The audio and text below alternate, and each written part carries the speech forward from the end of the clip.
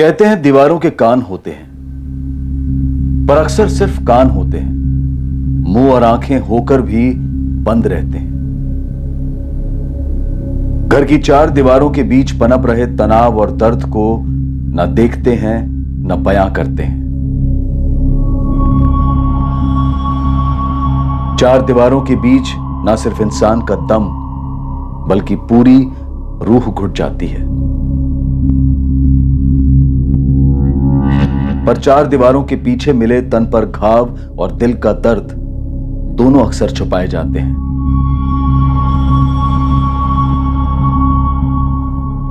या फिर दोनों को भुलाए जाने की कोशिश की जाती है। पर जब अपने पराये बनकर वार करते हैं तो बर्दाश्त की सीमा पार हो जाती है और जुर्म का बदला जुर्म से होता है।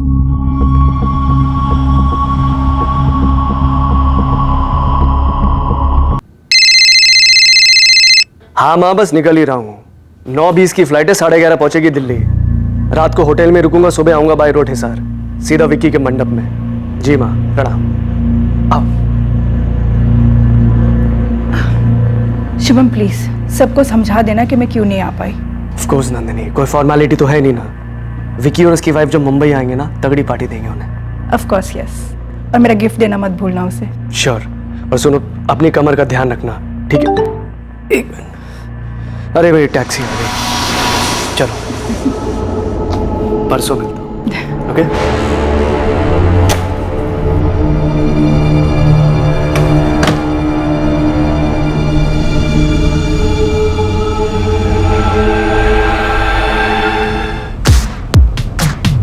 सर, आपने पुणे का एग्जैक्ट एड्रेस नहीं डाला है। एग्जैक्ट एड्रेस थोड़ी देर में मिलेगा, तब फीड कर दूंगा। तुम पुणे की तरफ चलते रहो और ये म्यूजिक बंद कर दो जरा। शुभम चौहान ने अपनी पत्नी नंदिनी चौहान को झूठ बोला था कि वो वाया दिल्ली हिसार जा रहा है, जबकि प्लान पुणे का था। पर शुभम चौहान को भनक तक नहीं थी कि किसी और ने भी एक और प्लान बनाया था, उसकी मौत का प्लान।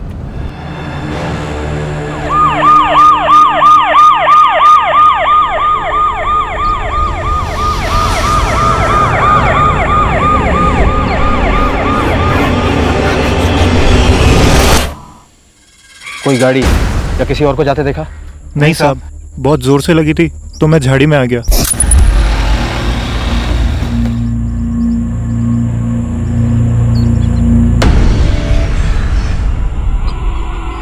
डर गया था मैं साहब, और मैंने तुरंत आप लोगों को फोन किया। सर, कोई आइडेंटिफिकेशन नहीं मिली। सर, आसपास भी कुछ नहीं मिला। अमीर घर से लगता है। कविता, टोल नाके की सीसीटीवी चेक करो। पहले गला काटा गया, फिर लाश पर स्टैबिंग्स भी है। 16 स्टैब्स इन टोटल। किसी को भयंकर गुस्सा रहा होगा इस आदमी पर मंसूर, ये है कौन? कुछ पता चला? अभी नहीं, पर कपड़ों से बड़े घर वाला लगता है। इसके घर वालों ने मिसिंग कंप्लेंट जरूर दर्ज करवाई होगी।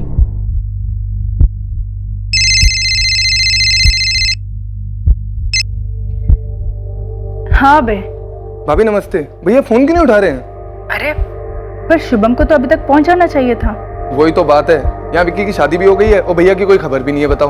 पर शुभम तो कल रात की फ्लाइट से ही दिल्ली चले गए थे। मम्मी जी से बात भी तो हुई थी। हम लोग बहुत परेशान हो रहे हैं भाभी, जरा देखिए ना क्या बात है। हाँ हाँ, मैं देखती हूँ।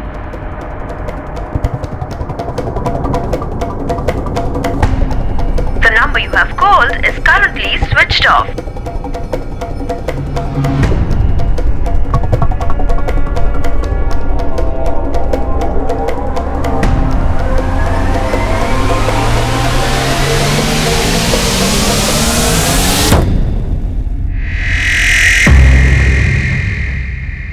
यही है, स्पीड अप टैक्सी से पुणे आया था। टैक्सी में अकेला है। टैक्सी नंबर है MHXX994E। टैक्सी कंपनी को कॉल करके ड्राइवर का नंबर लो और उसे लाश की फोटो भेजो तुरंत। नंदिनी जी, आपके पति मिस्टर चौहान कल शाम की फ्लाइट से दिल्ली गए थे? जी, वो रात को होटल में रुक के सुबह हिसार के लिए निकलने वाले थे बाई रोड। कौन सी एयरलाइन की फ्लाइट थी? सॉरी, ये तो नहीं पता। दिल्ली के किस होटल में रुकने वाले थे, कुछ पता है? सॉरी, ये भी नहीं पता। वो बस 2 दिन के लिए जा रहे थे, कल लौट के आने वाले थे फैमिली में एक वेडिंग अटेंड करके। दिशा, एक काम करो, कल शाम की मुंबई से दिल्ली जाने वाली सारी फ्लाइट चेक करो और मिस्टर चौहान का फोन ट्रैकिंग बढ़ा दो। Right sir. ठीक है मिस्टर चौहान, हमें जैसे ही कुछ पता चलेगा हम आपको इन्फॉर्म करेंगे। मैडम जी, फोटो देखा मैंने, वही आदमी है, मिस्टर शुभम चौहान। कल शाम को उनकी बुकिंग थी पुणे के लिए। उनको मैंने मलाड के शाइनिंग पर्ल अपार्टमेंट से पिकअप किया था। शाम मुझे शाइनिंग पर्ल अपार्टमेंट का एग्जैक्ट एड्रेस चाहिए, जल्दी मैसेज करो। जी मैडम, अभी कर देता हूँ। सर, स्पीड अप कंपनी के टैक्सी ड्राइवर श्याम शुक्ला ने फोटो आइडेंटिफाई की है। कोई शुभम चौहान है, मलाड वेस्ट मुंबई से, ये उसका एड्रेस है। इस नंबर पर कोई और मूवमेंट? सर, अभी भी फोन स्विच ऑफ आ रहा है। इस एड्रेस का लैंडलाइन निकाल कर फोन करो। मम्मी जी, मैंने मिसिंग कंप्लेंट दर्ज करा दी है। पुलिस पता कर रही है कि क्या हुआ है। उसने तुम्हें कुछ नहीं बताया था नंदिनी? बताया होता तो मैं आपको और पुलिस को बताती ना। मेरी तो जान ही निकली जा रही है। मम्मी जी, मेरा भी यही हाल है। मुझे जैसे कोई खबर मिलती है ना, मैं आपको फोन कर दूंगी।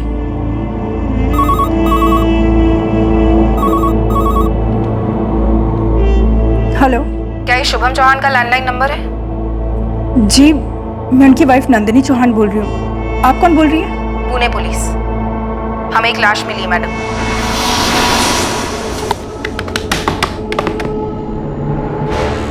कौन था यह आगंतुक, ये अचानक आधम का अजनबी जिसने मुंबई के खुशहाल चौहान परिवार पर कहर बरसाया था? क्या थी इस आगंतुक की मंशा जिसके चलते शुभम चौहान की इतनी भयंकर हत्या कर दी गई? उसी दिन लाश की शिनाख्त करने के लिए उसकी पत्नी नंदिनी चौहान पुणे पहुंची और उसने अपने पति की लाश को पहचान लिया।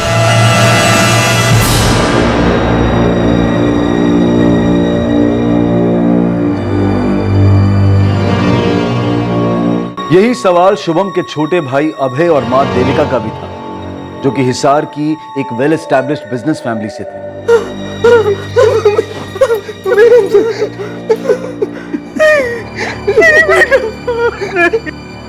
इतनी बेरहमी से की गई हत्या किसी गहरी दुश्मनी और नफरत दोनों की तरफ इशारा कर रही थी। इस कत्ल और उसके मकसद को समझने से पहले शुभम चौहान को समझना जरूरी था। कौन था यह आदमी?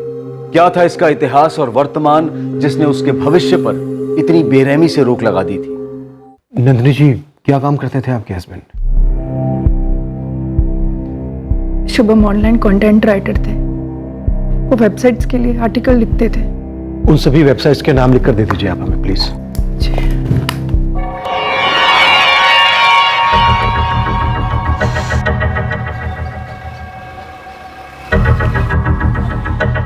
शुक्ला। हाँ पुलिस। हाँ मैडम, आप मुझे बता चुकी हैं कि शुभम चौहान की 8 अगस्त की कोई बुकिंग नहीं थी। आप मुझे ये बताइए कि कोई और बुकिंग तो नहीं थी किसी और दिन की? ठीक है, आप चेक कीजिए, मैं होल्ड कर। क्या? आप बुकिंग ऑर्डर मुझे तुरंत फैक्स कीजिए, राइट नाउ। कई वेबसाइट्स के लिए काम करते थे, फेमस वेबसाइट। जी हाँ, वो अपने काम में काफी अच्छे थे। काम को लेकर शुभम की किसी के साथ कोई अनबन, कोई इशू, कोई दुश्मनी? नहीं, शुभम ज्यादातर घर से ही काम किया करते थे। सर,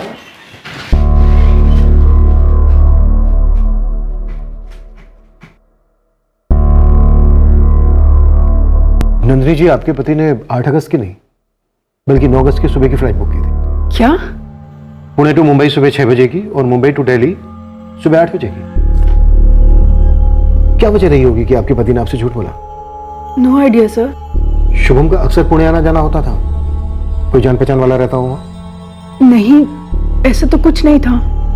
साहब, उन्होंने पुणे में कोई ड्रॉप एड्रेस नहीं डाला था। मैंने पूछा तो बोले बताएंगे। तो कब बताया और कहाँ ड्रॉप किया? जब हम पुणे में इंटर हुए ना साहब, तब उनको एक कॉल आया था। हेलो, हाँ पुणे पहुंच गया हूं मैं। GTI कॉलेज क्रॉस किया है। कहाँ पर? अच्छा, आता हूं मैं। भैया, ये रोड के एंड से पहले जो लेफ्ट है वहां रोक लीजिएगा। जी। कितने हुए? उन्होंने कैश पे किया और वहीं रुके रहे। मैं चला गया साहब। उसे वहां रिसीव करने के लिए कोई नहीं था, बस ऐसे ही सड़क पर ड्रॉप कर दिया? जी साहब। अगर तू झूठ बोल रहा है ना, तो याद रखना ये तेरी जिंदगी का आखिरी खाना होगा। शुभम घर से बहुत कम बाहर निकला करते थे। ये हिसार वाली शादी के लिए वो महीनों बाद मुंबई से बाहर जा रहे थे। उनकी दुनिया उनका काम ही था, उनका कंप्यूटर। बिल्डिंग में किसी के साथ कोई झगड़ा या फिर कोई और पुरानी दुश्मनी? नंदिनी जी, आप ठीक हैं? दुश्मनी बिल्डिंग में नहीं थी, घर में थी, हमारे घर में। किससे? शौर्य, हमारा बेटा। वो उन दिनों कॉलेज के फाइनल ईयर में था। शौर्य, शौर्य दरवाजा खोलो and come out right now. Shaurya, मैं क्या बोल रहा हूं? Open the door. शौर्य, इतनी हिम्मत तुम्हारी, घर में ड्रग्स लोगे तुम? डैड, मैंने ड्रग्स नहीं लिए हैं। शौर्य, हाउ डेयर यू! तुम्हारी हिम्मत कैसी हुई अपने डैड पे हाथ उठाने की? मैंने हाथ नहीं उठाया। डैड झूठ बोल रहे हैं, मैंने ड्रग्स नहीं लिए। Shut up! पहले भी मैंने तुम्हें ड्रग्स के साथ पकड़ा था।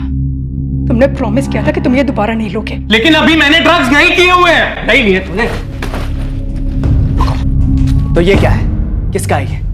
नंदिनी, ये हार्ड ड्रग्स हैं। This is bloody serious. बकवास है ये। मैं हार्ड ड्रग्स नहीं लेता हूँ, ये मेरा नहीं है। मुझे नहीं पता है कैसे ये मेरे बैग में आया। किसके है फिर? मेरे? तुम्हारी मॉम के? तुम्हारी बहनों के?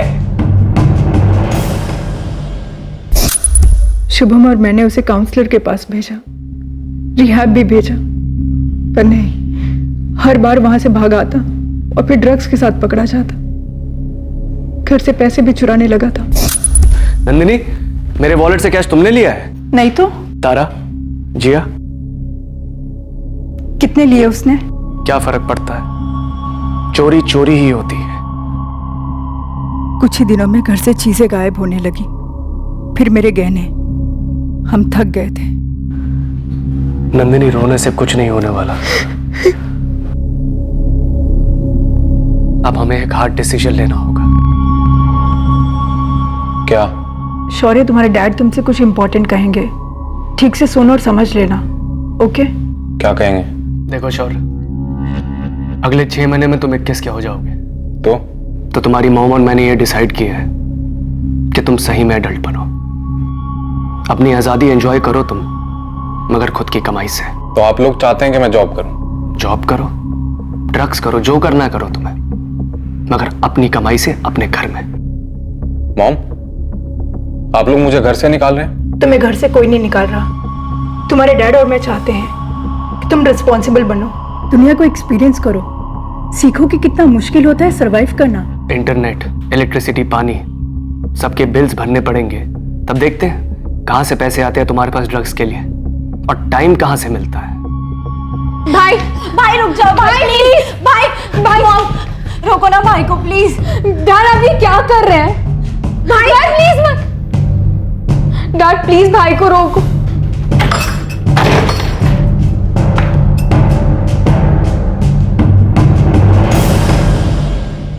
दिल पर पत्थर रख के हमने ये फैसला लिया था, पर शौर्य ने उसकी अहमियत नहीं समझी।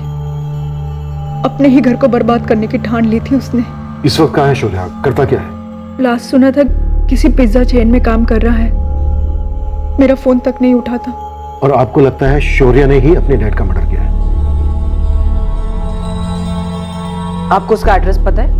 पेक्यूलर पिज्जा में काम कर रहा था, शायद वहां से एड्रेस मिल जाए।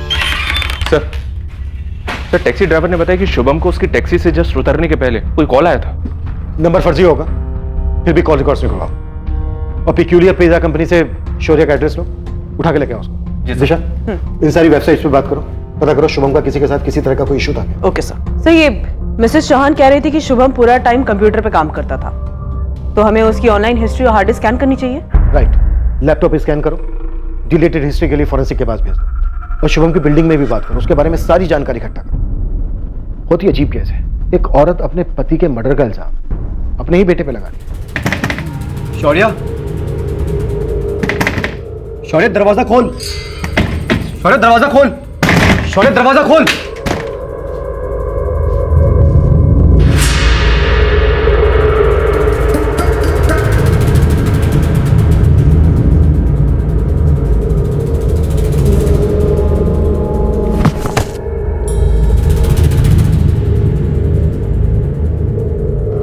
थैंक यू नंदिनी जी। लेकिन आप शुभम का लैपटॉप क्यों चेक करेंगे?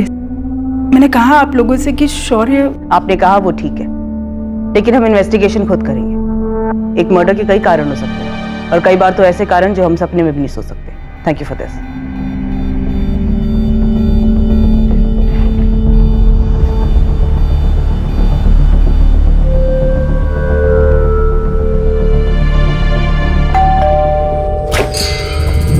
शौर्या, शौर्या, उठना यार, पुलिस आई है, बातचीत करना चाहती है, उठना। कमाल है, इस पर्टिकुलर पिज्जा कंपनी ने अभी तक इसे जॉब पर रखा कैसे? नो सर, काम में अच्छा है, रिसेंटली इसका प्रमोशन भी हुआ है, असिस्टेंट मैनेजर बना है सर। सर नॉर्मली ज़्यादा लेता नहीं है, पर 2 दिन से थोड़ा ज़्यादा कर रहा है। इसके डैड के मरने के बाद सेलिब्रेशन। नजर लग गई हमारी फैमिली को। पर आप हमारी नजर में नहीं लाई कि आपकी 2 बेटियां भी हैं। थी मेरी छोटी बेटी जिया 2 साल पहले ही।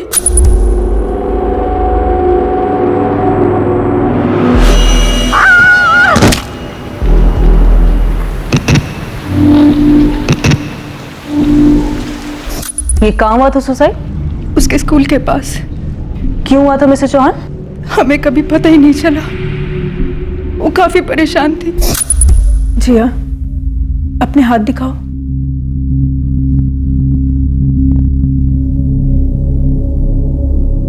जिया, तुम दिन में कम से कम 30-40 बार हैंड वॉश करती हो और 8-10 बार शॉवर लेती हो। नहीं। कैसे नहीं बेटा? तुम्हारे वॉशरूम में 1 महीने का हैंड वॉश और शैम्पू 2 दिन में खत्म हो रहा है। ये देखो प्रूफ। क्यों बेबी, क्यों? मुझसे कंट्रोल नहीं होता। सॉरी, मैं ट्राई करूंगी ना करने की। बेटा आपको कोई बात डिस्टर्ब कर रही है क्या? स्कूल में कुछ हुआ है? देखो जी, हमें बताना पड़ेगा ना आपको। मॉम और डैड आपकी मदद कर सकते हैं, प्लीज। शुभम मेरी लाडली थी जिया, बिल्कुल सीधी सी, सहमी सी, कभी कोई डिमांड्स नहीं, शौर्य से एकदम अलग। और आपकी बड़ी बेटी तारा? शौर्य की फीमेल वर्जन, सिद्धि। छोटी छोटी बात पर लड़ना। 2018 में अपनी मर्जी से अपने कलीग अभिषेक के साथ शादी कर ली और 1 साल के अंदर उससे लड़के वापस आ गए। क्या हुआ तारा?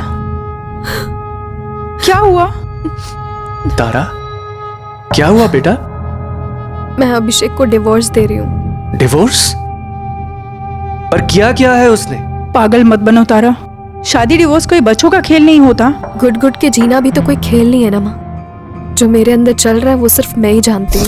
हमने उनका पैचअप कराने की पूरी कोशिश की, पर तारा नहीं मानी। माजरा क्या था? ये पति अभिषेक, अफेयर था उसका? हाथ उठा था तारा पे? अभिषेक तो अच्छा लड़का था, वो तो बस तारा को उसमें सिर्फ बुराइयां ही दिखती थी। अभिषेक का घर छोड़ने के बाद तारा हमारे साथ 3 महीने तक रही और फिर सडनली मैं और शुभम उसके लिए विलन बन गए। कम ऑन तारा, हमने ऐसा भी क्या कर दिया है? मुझे कोई बात नहीं करनी है। तारा रुको, ये क्या बचपना है? तारा मेरी बात। फोन नंबर चेंज कर लिया, कोई एड्रेस नहीं छोड़ा, 3 महीने से कोई कांटेक्ट नहीं। पर हुआ क्या था? वो ही जाने। हमने तो बस इतना कहा था कि अभिषेक के साथ खुद को एक और चांस दे, फिर से नई शुरुआत करे, पर नहीं, गुस्सा तो नाक की नोक पे रख के घूमती थी। अपने फादर के साथ कोई झगड़ा हुआ था उसका? अरे नहीं, शुभम से बेटर फादर तो इन बच्चों को मिल ही नहीं सकते थे। जैसे मैंने कहा ना आपसे, मेरी फैमिली को नजर लग गई। देखिए मुझे बिल्कुल अकेली।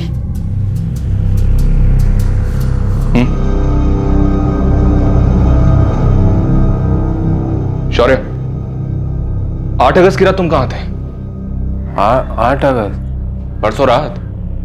परसों तो मैं यही घर पर ही था। सर 8 अगस्त को मेरा ऑफ था, तो पूरी शाम में घर पर ही था।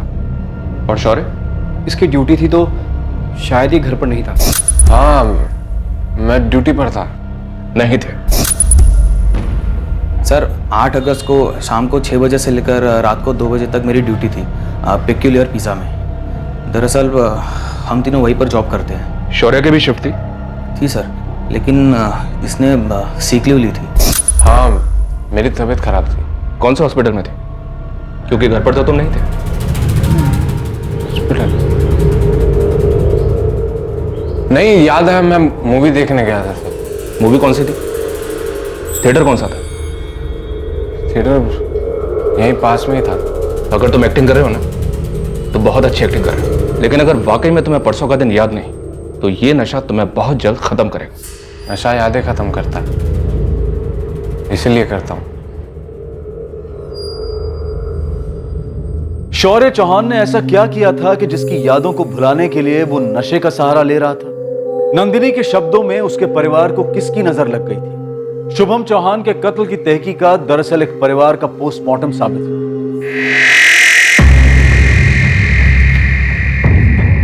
अब मैडम, कोई मुझे बताएगा मुझे यहाँ क्यों बुलाया गया है? अंदर चलिए, बताया जाएगा। तुम दोनों को भी बुलाया जाएगा, तब तक बाहर बैठो। मिसेस चौहान, आपने हमें बताया नहीं कि जिया की मौत कोई सिंपल सुसाइड केस नहीं था। ये रहे जिया के सुसाइड केस के पेपर्स। पर ये पेपर्स आपके पास कहाँ से आए? आपसे बात करने के बाद मैं कांदीवली पुलिस स्टेशन गई थी, वहां से जिया की क्लोजर रिपोर्ट ली। ये सब आप मुझे क्यों बता रही हैं? और जिया के सुसाइड का शुभम के मर्डर केस से क्या लेना देना? पुलिस ने सुसाइड एस्टैब्लिश किया, चार्जशीट फाइल की, लेकिन आपने उस चार्जशीट को चैलेंज किया, ये कहते हुए कि आपको अपने बेटे शौर्य पे शक है, उसके सगे भाई पर। मुझे सिर्फ इसलिए अरेस्ट किया गया क्योंकि मेरे सेलफोन का लोकेशन उस बिल्डिंग के बाजू का दिखाई दे रहा था जहां से मेरी बहन जिया कूदी थी। जब मॉम डैड ने मुझे घर से निकाला तब मैं मेरे फ्रेंड कार्तिक और असलम के फ्लैट में मूव इन हुआ। उन्होंने मेरी पेक्यूलियर पिज़्ज़ा में जॉब लगवाई। 1 साल के प्रोबेशन के बाद मैं कंफर्म हुआ था।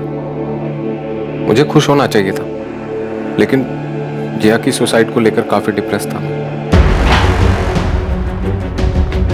अरे सर क्या कर रहे हैं? सर कहां लेके जा रहे हैं? सर आप ऐसे किधर लेके आओ?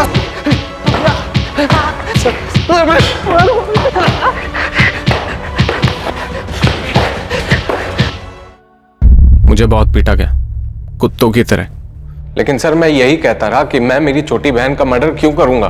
पूरे 6 महीने इन्वेस्टिगेशन चली, लेकिन वो लोग मेरे खिलाफ कुछ साबित नहीं कर पाए। सुसाइड के वक्त तुम्हारा फोन लोकेशन उस इलाके में क्यों था? क्योंकि सर वो बिल्डिंग और जिया का स्कूल मेरी पिज्जा आउटलेट के बगल में है। जिया कभी कभी मुझसे मिलने आती थी।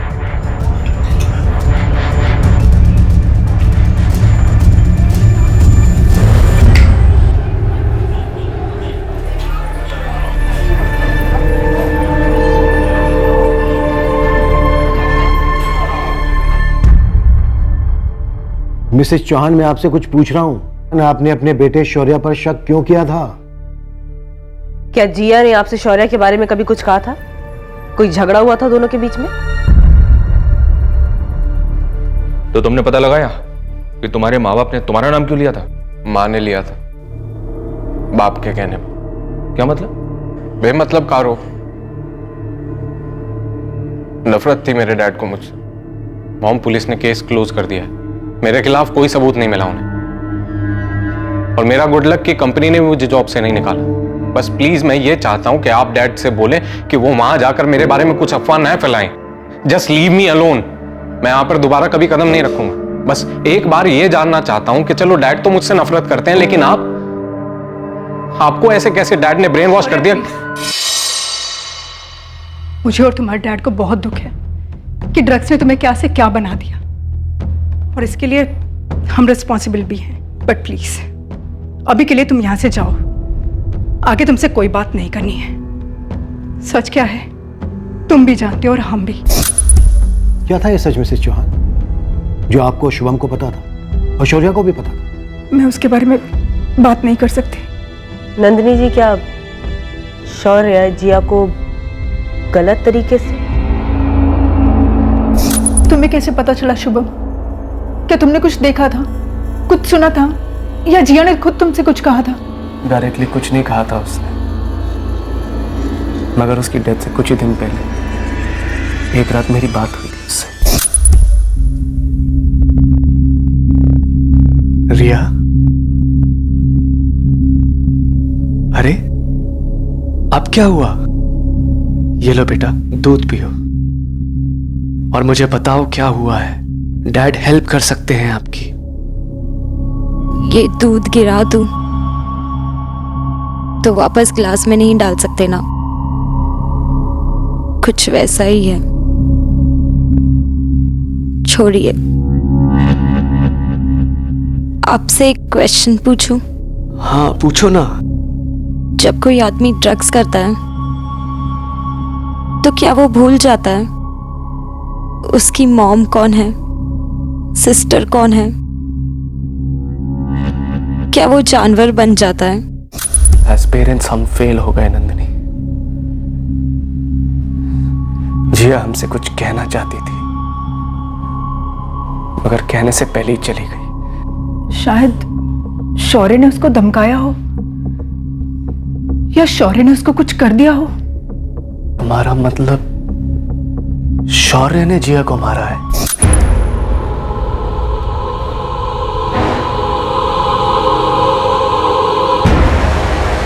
आजा जिया। भाई, आपने मुझे यहाँ क्यों बुलाया है? कुछ बोलिए तो। कह रही थी मम्मी डैडी को बताएगी। आप अगर ये सब बंद नहीं करेंगे तो मैं बोलूंगी। मुझे गंदा लगता है भाई। अब नहीं लगेगा।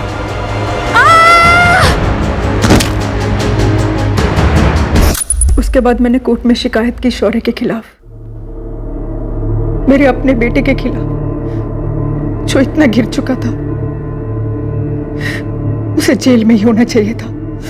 उसने जिया को मार डाला। मेरी स्ट्रॉन्ग फीलिंग है सर। और अब आपकी फीलिंग है कि शौर्य ने ही शुभम का भी मर्डर किया? 100%। और कौन करेगा बताइए?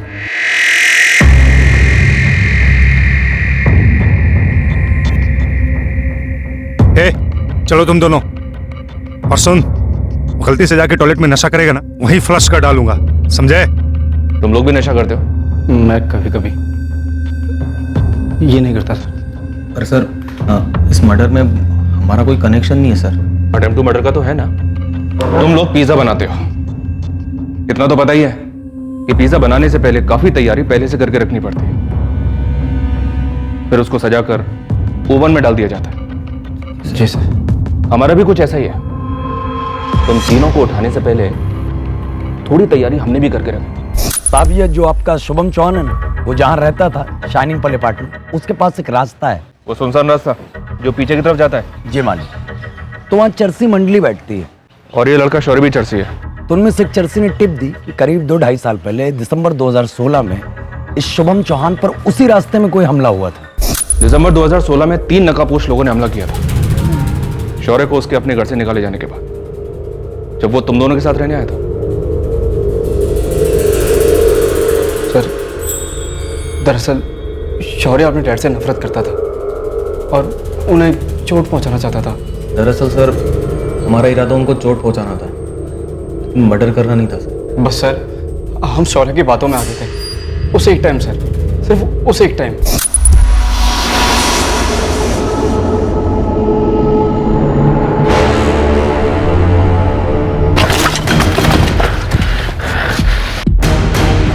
भाई, मॉर्निंग वॉक के लिए निकला हूं मैं। ना वॉलेट है ना मोबाइल है, कुछ नहीं है मेरे पास। जाने दो मुझे।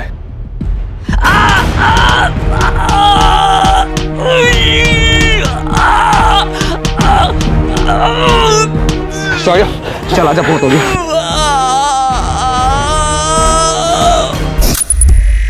शुभम ने शौर्य का नाम पुकारा जाना सुन लिया था, लेकिन उसके बिना भी वो पहचान लेता। मैंने उसकी आंखों में अपने लिए इतनी नफरत देखी है। वो ड्रग्स लेकर पागल होता जा रहा है, कल को कुछ और भी कर देगा।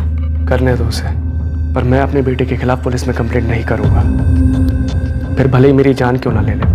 काश उस दिन टांग की जगह सर फोड़ दिया होता डैड का, मार दिया होता, जो तुमने अब कर दिया है ना।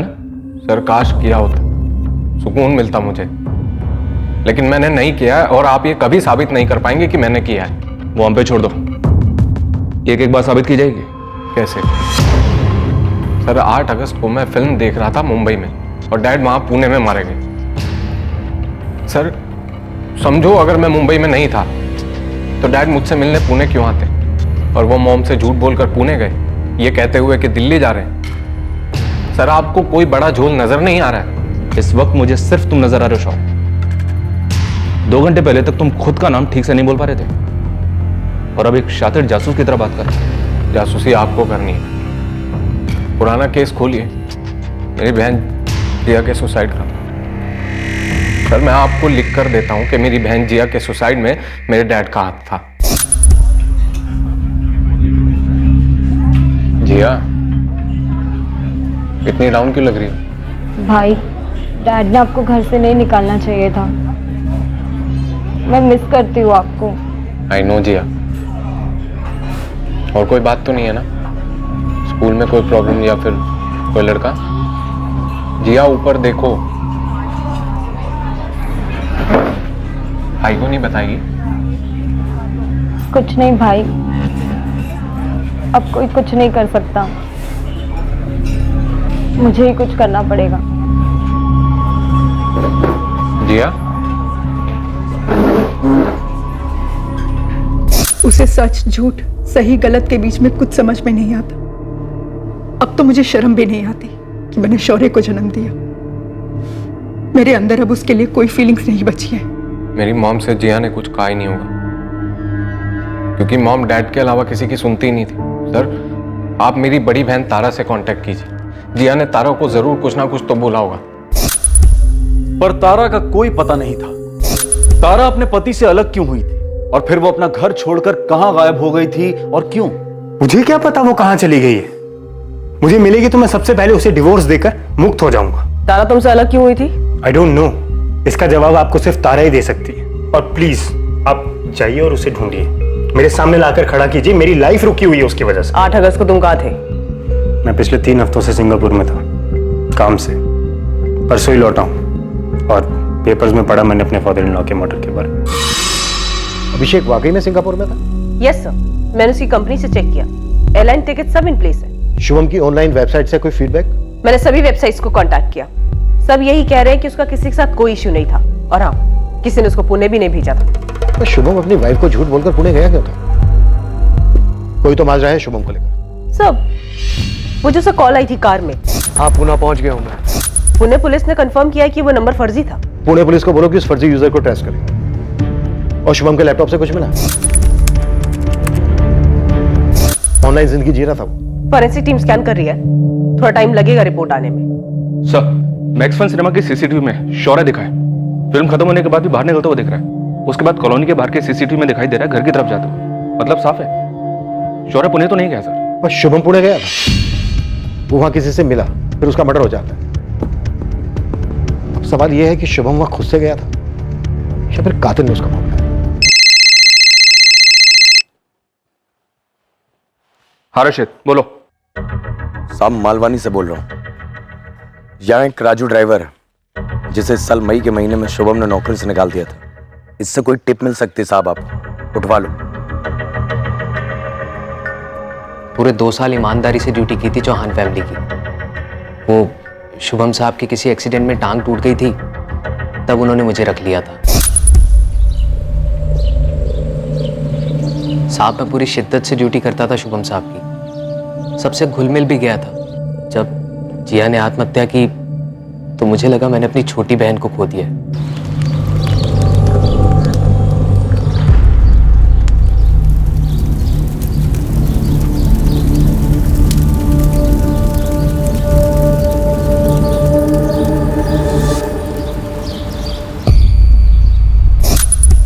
मैं अपने आप को उस फैमिली का मेंबर समझने लग गया था सर। नंदिनी मैडम और तारा के साथ काफी घुल मिल गया था।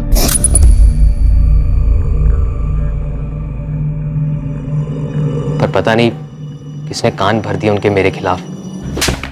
साले मेरी बेटी के साथ अफेयर करेगा तू? उसकी शादी में अगर दिक्कत आ रही है तो उसका फायदा उठाएगा? साहब किसने आपसे कहा कि मैंने तारा मैडम के साथ कोई अफेयर किया है? आप बुलाइए ना तारा मैडम। ना तो वो तेरे सामने आएगी ना तू उसके सामने आएगा। नंदिनी इसके जो पैसे बनते हैं इसके मुंह पे मारो, निकालो उसको यहाँ से। आप कुछ बोलिए ना साहब को, जरूर आप लोगों के कान भरे हैं किसी ने। मैडम आप तो जानती हैं कि मैं ऐसा नहीं हूं। देखो, अच्छा यही होगा, अपना हिसाब बताओ, लो और निकलो यहाँ से। सुन, मेरी फैमिली मेरे लिए बहुत जरूरी है, मैं किसी बाहर वाले को उसे नुकसान नहीं पहुंचाने दूंगा। निकल यहाँ से। अरे सर, मुझे कैसे पता? उस दिन के बाद मैंने डायरेक्ट पेपर में पढ़ा साहब के बारे में। तुम पहले कहाँ काम करते थे, अब क्या करते हो, और तुम हो कहाँ से? मैं लखनऊ से हूँ। मैंने बीए फर्स्ट ईयर तक पढ़ाई की है। यहाँ मुंबई काम की तलाश में आया था। 4 साल हो गए, कोई ढंग का काम नहीं मिला, इसलिए पैसे के लिए ड्राइवर की जॉब पकड़ ली। ये शौर्य को जानते हो तुम? लेकिन सिर्फ नाम से, कभी मिला नहीं। सुना था ड्रग्स के चक्कर में घर छोड़ दिया उसने। अपनी सारी डिटेल्स यहाँ लिखो। शुभम सर के मर्डर में मेरा कोई हाथ नहीं है सर। हाँ, बुरा जरूर लगा था मुझे जब जॉब से निकाला गया जलील करके। उससे ज्यादा बुरा तो तब लगा जब मैडम ने भी मुझ पर विश्वास नहीं किया। हाँ ठीक है, डिटेल्स लिख दो यहाँ पे।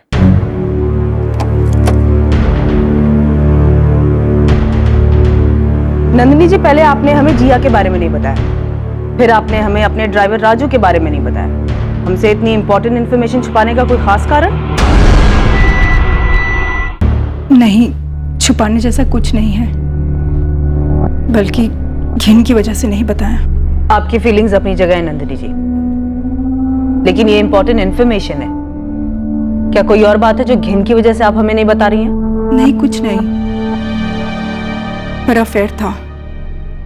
मुझे और शुभम को इतनी शर्म आई हमारी बेटी पर।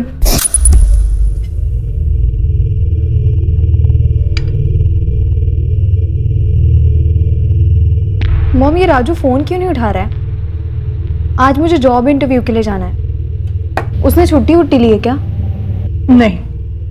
तारा, मैंने राजू को जॉब से निकाल दिया। क्यों? क्योंकि तारा, बेशर्मी की हद होती है।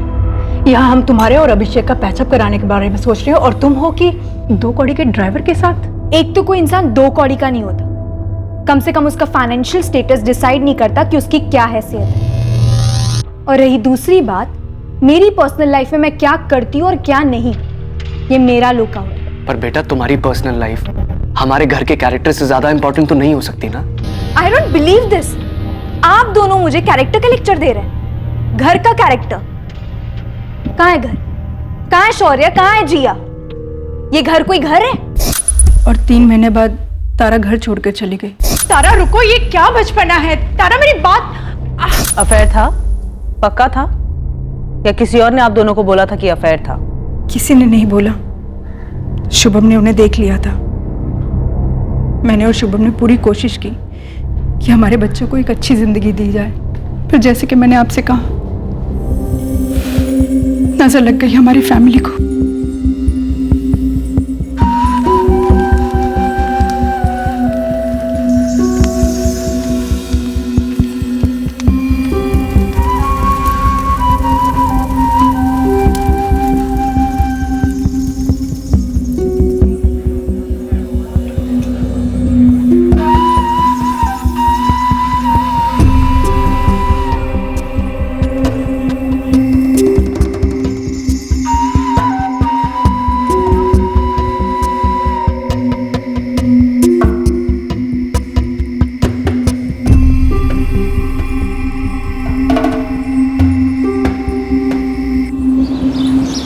अबे, क्या पुणे में कोई तुम्हारा रिश्तेदार वगैरह है जहाँ शुभम गया? जी नहीं, हमारा कोई रिश्तेदार पुणे में नहीं रहता। जब शुभम हिसार में था या जब दिल्ली में जॉब कर रहा था, कभी किसी ने उसे जान से मारने की धमकी दी हो या किसी क्रिमिनल से पाला पड़ा हो अतीत में? जी नहीं, कभी नहीं। शुभम का एक अतीत तो था जिसकी पुलिस को उस वक्त कोई जानकारी नहीं थी। साथ ही शुभम का एक छुपा हुआ वर्तमान भी था जिसकी पुलिस को ही नहीं बल्कि उसकी फैमिली को भी भनक नहीं थी। तारा की खोज ने शुभम के वर्तमान और अतीत दोनों का पिटारा खोला।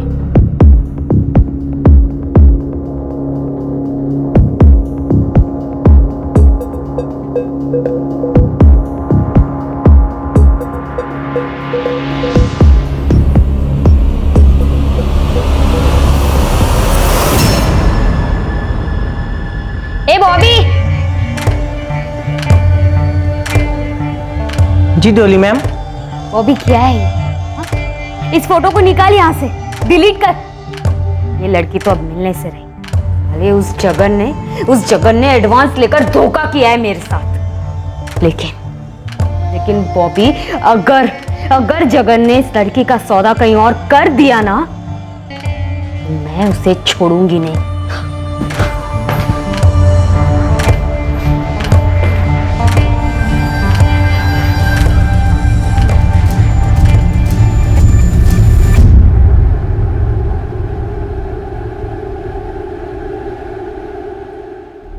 राशिद, वो तुम्हारी तारा चौहान जिसे पुलिस ढूंढ रही है, वो मेरे सामने है।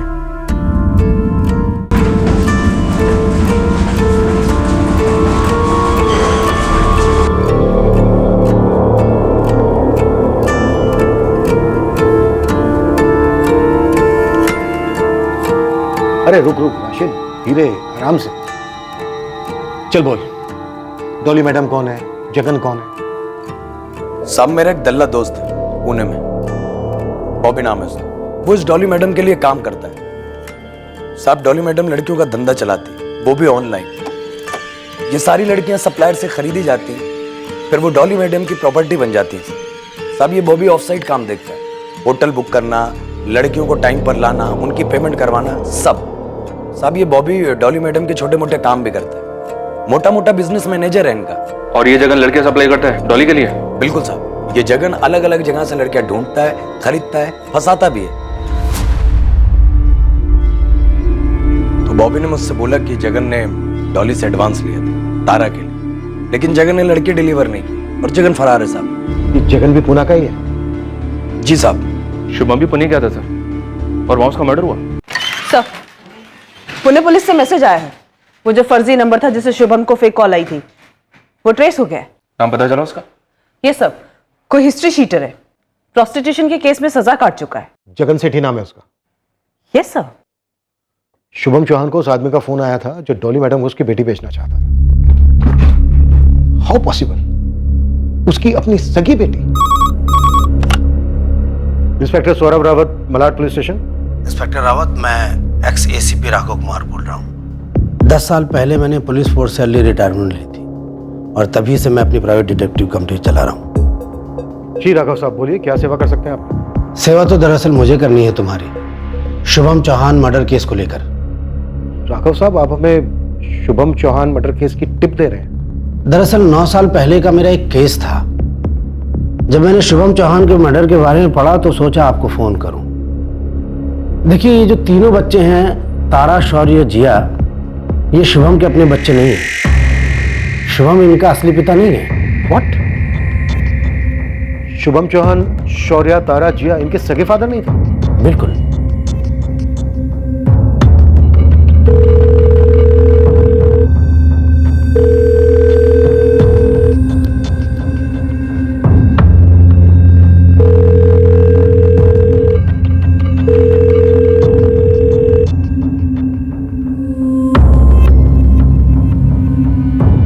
उसकी बेटी जो मरी थी जिया, उसका बदला लेने में ही शुभम मारा गया होगा। जिया के मरने का बदला आखिर शुभम से कौन लेना चाह रहा? उसकी पत्नी नंदिनी।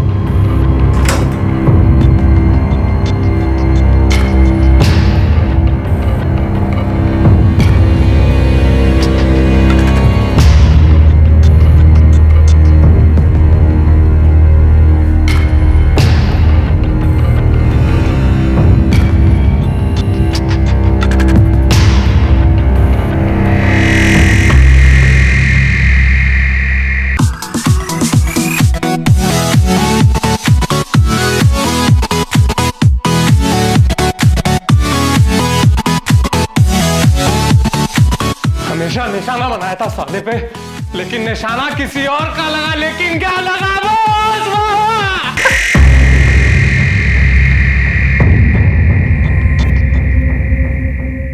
कहते हैं कि किसी आगंतुक को, मतलब कि किसी बाहर वाले को अपने घर में इतना बिना घुसने दें कि वही राज करने लगे, वरना उस फैमिली का नाश निश्चित है। इस केस में आगंतुक कौन था?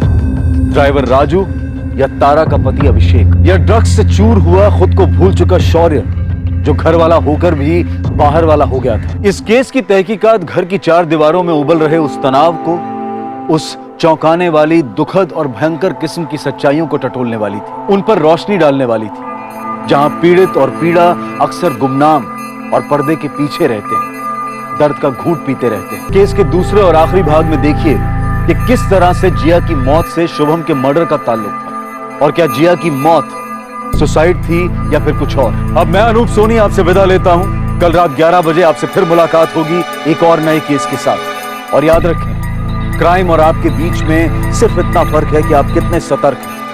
सतर्क रहें, सुरक्षित रहें। जय हिंद।